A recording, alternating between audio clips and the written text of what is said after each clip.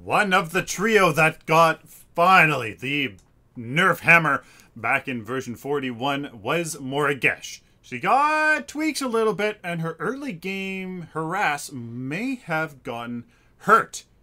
This deck guide, hopefully we're going to see if that is indeed true, and if this deck still holds up.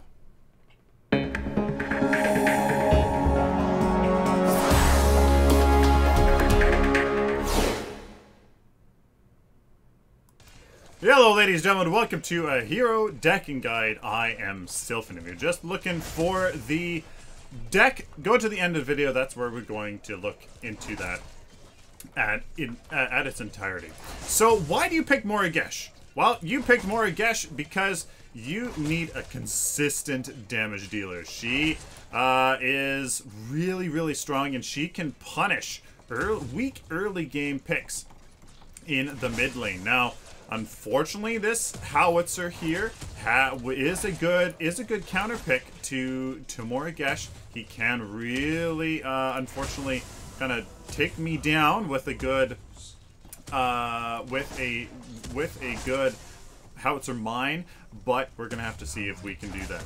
Now, the very first ability I'm kind of waiting to see. I would recommend Swarm, where you can pass through enemies, dealing 43 ability damage.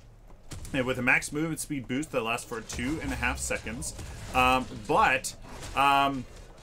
It also grants you health regen stacks when you move through enemies. So that is really important. And minions. So it's really good. 6.48 health regen per enemy, up to 5 stacks. So it's really powerful for lane sustain. But I really kind of want to use that for the max movement speed here in this early game. Now, at this point, this howitzer is going to want to pressure me out for this river buff here, so I'm going to have to be careful. I'm going to get Mark, Hive, and Swarm here, because we're going to probably have that. There is the Kwong here. It's going to try to attack here.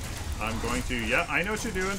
I know what you're doing. There's that mine going off. That's exactly what I'm talking about, and there is that pressure. So against a enemy howitzer, probably not going to be something you want to pick.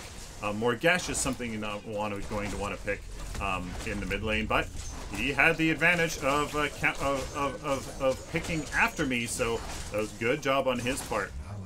For sure. As now I'm gonna have to use my health potions here, maybe use my Swarm up on the next minion wave in order to help get some health regen. So here you can see it in action here. You can do this, get all these stacks here, and try to get some health regen there. So unfortunately, I didn't mention that howitzer was missing there in the mid lane, as yeah, they're telling me good job. So unfortunately, that was my fault as a mid laner. Need to communicate with the rest of your team.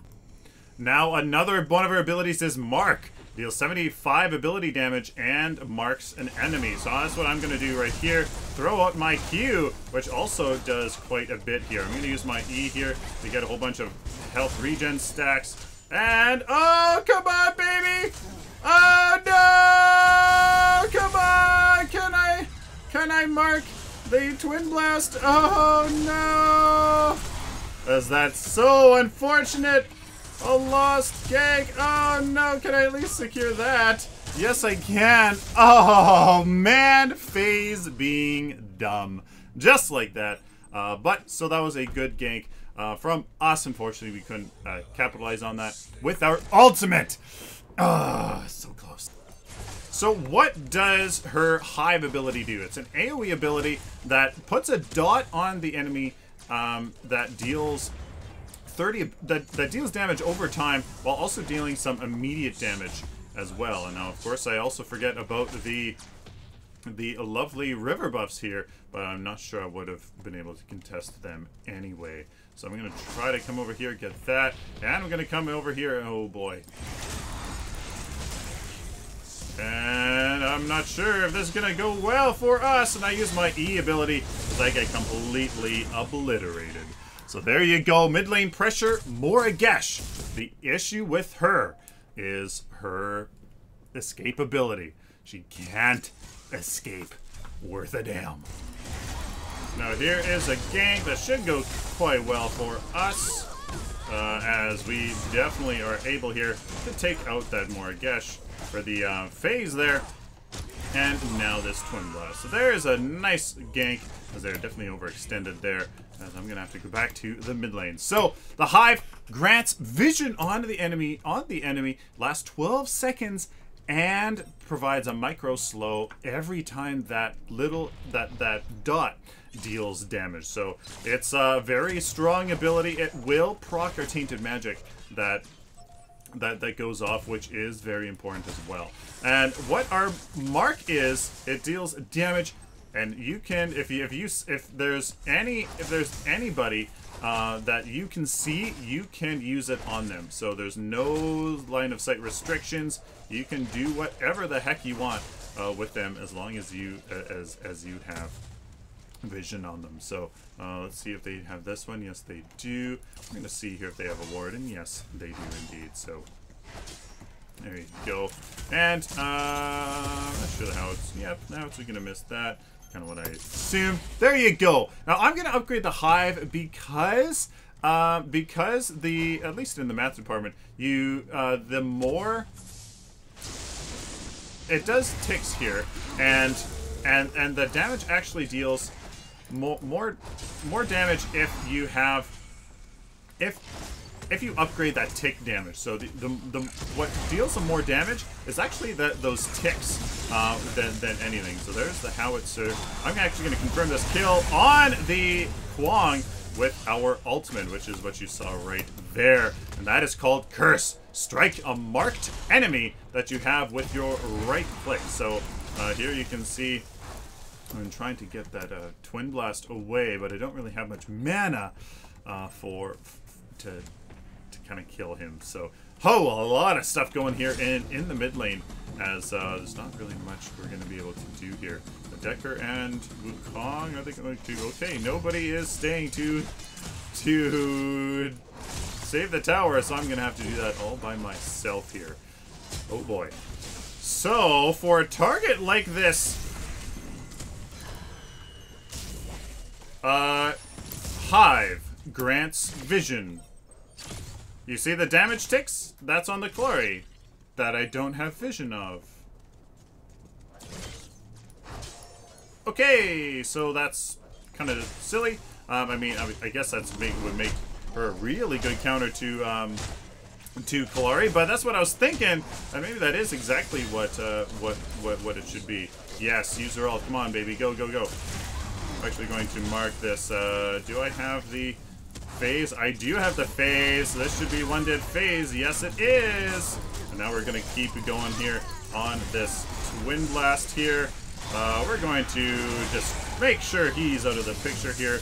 Maybe get some. Oh no, I didn't use my E. What? I pressed the button, man. I pressed my E button, guaranteed 110%, but it didn't go off. So that would have saved my life. Thank you very much, Paragon. Well, here's a not so good looking engagement as there we go. I'm not going to get in there. Let's try to do this here. Let's try to mark. Oh, I should have left my mark here. I'm gonna do this here. Nope. Nope.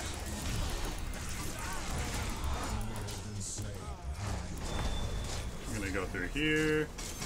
Try to do this here. Do this, but I don't have any mana, and I'm just... So, no focus fire, no idea what the hell my team's doing. Where's my Decker? She's gone. Terrible engagements, terrible rotations. So unfortunately, isn't really going well. So look at that. Salty, good jobs. Solo queue.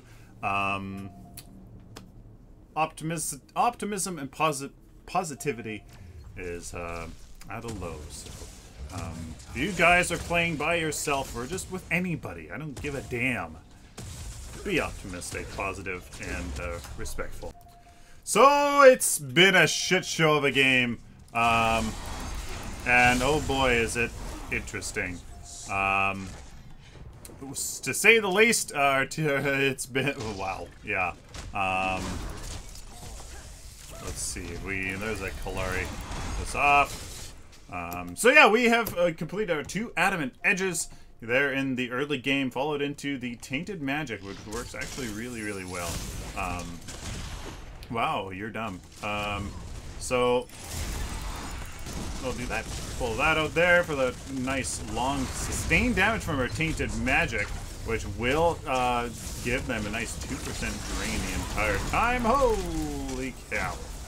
Yo, geez. So there is the phase, but I don't want to get picked off by the...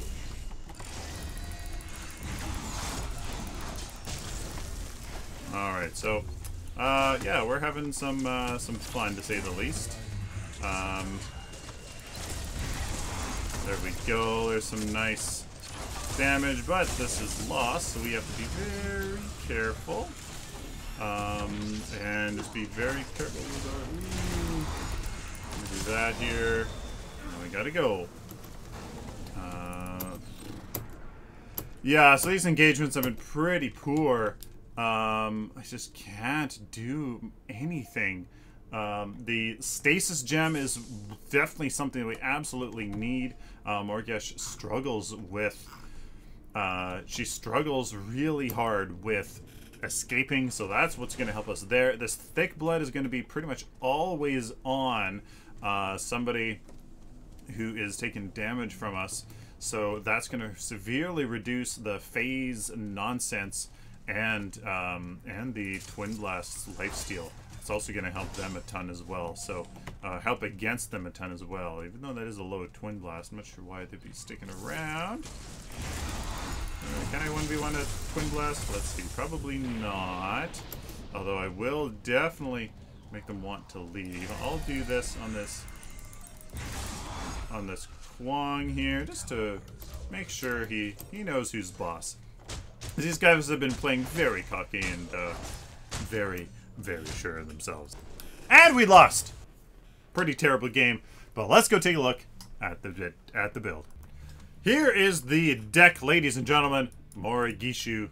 Just makes me think of the Diablo 3 universe. Well, the whole universe, really.